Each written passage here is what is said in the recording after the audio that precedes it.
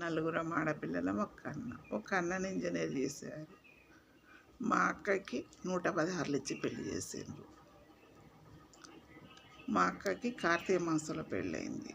నాకు దేవుడి పెళ్ళి అయినాక పెళ్ళైంది. 3 నెలల డిఫరెంట్ అని. నాకు 616 ఇచ్చారట.